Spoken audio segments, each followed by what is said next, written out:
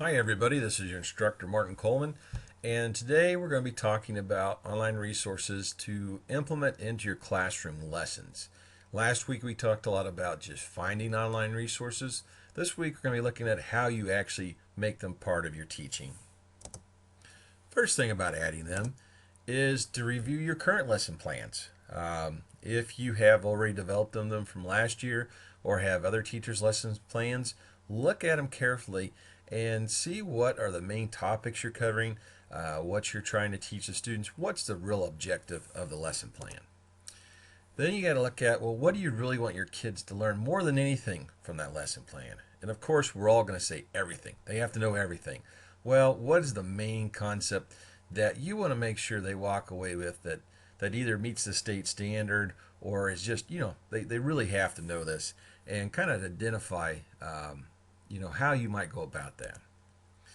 Once you've got that, you want to think about what online resources that we have looked at over the last week or we'll look at this week that will reinforce that.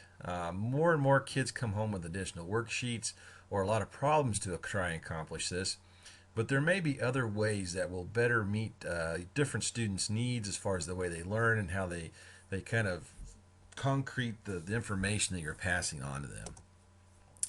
And through this, we're going to meet more learning styles than just simply reading or listening to you speak. We know about the many different ways that people learn, and sometimes combining different formats, different medias, different styles of content delivery, you're going to cement it better in their memories. You're going to really make it a form of knowledge that they have that they can retain and effectively use later on, and not be just something they've stored away for just the test. So, picking our online resources. First thing, we got to start with the appropriate content area. Is it math? Is it science? Is it reading? Is it foreign language? Is it music? Is it art? Is it history? What are we looking at? Then we're going to decide on what kind of resource we want. Is this something that they're going to watch? Is it something they're going to read? Is it an interactive game? Is it a test they have? Is it something they're going to get on and watch a video? What kind of resource do we want to put in there? And this can change from lesson to lesson. It doesn't have to be the same one every time for sure. So once you've got that figured out, kind of what you want, we have to decide on how long we want it to take.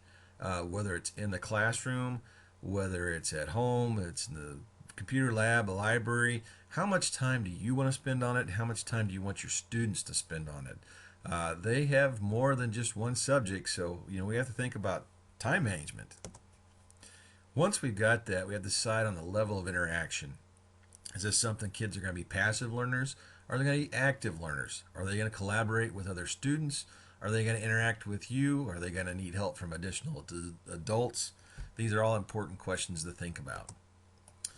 So, once we've got this all kind of figured out and we've kind of got an idea what resource we want our students to look at or that we want to use in the classroom for teaching, is this something that there are additional resources provided online that are going to build on this? Is it going to be a one-time use, or is it step one, step two, step three kind of thing? Or do they all kind of meld together and interact as far as the learning process? All right, so once we've got that done, we have to look at implementing it. And this is where we're going to look at how it's going to help you teach and how it's going to help the students learn. Is this part of a lesson that we're going to be using? Is it a supplemental to your lesson that kids might do outside, or is it an assessment? How we're going to use this is going to affect on how we're going to implement it into our regular lesson. These online resources work the same as if you're choosing a textbook, a worksheet, a video, some kind of object to hand out and pass around, or even a poster to hang on the wall. You use the same kind of thought process when you choose these, so why not for online? The other thing is we have to explain how important this is to students, that this isn't just something I'm giving you to do just because I want to be mean. It actually has some real value, and most times they're using online kind of something different than what they're used to in their normal everyday classroom adds to the fun value. And who wants to learn if you can't put any fun to it? Most of all, let students be active learners. When you're picking these lessons and implementing the online resources and things like that, try to make the students be involved. Older students can go out and look for their own online resources that might help them reach a concept or meet it. Young kids like to have different activities or resources that they can click and draw and move things around.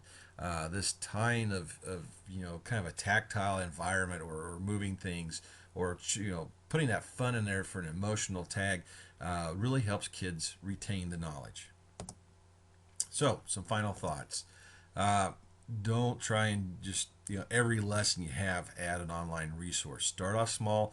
Maybe pick one that you want to add for this week, or maybe you're just going to do it just for math, but you're not going to do it for science, reading, music, art. You're going to pick just one thing. So start off simple, and then as the semester goes or your next year, add. Don't try and do it all at one time. Build throughout the year, and it'll be a lot less stress. Use this as a scaffolding resource. If you can find one site that has a lot of different lessons, a lot of different resources, a lot of different assessments that build on the same things that you're doing throughout the year, hey, use it. It's going to make your life a lot easier. It's going to be more consistent for the kids, and they'll know what to do. Make sure that most of all, it enhances your teaching and it is not the teaching. We're teachers out there. We know our topics. We know how to give the best delivery method to our students. And, if it was as easy as popping in a videotape with 15 lessons, that's what we'd all be doing. But most of us don't learn that well. So make sure it enhances your teaching and it's not the only teaching. Last of all, I got a few resources here that you guys may want to look at. Pretty much all of these are on our website, so if you go there and check them out, but if you don't, here's a couple of them that get you started as far as what you might be using. Thanks.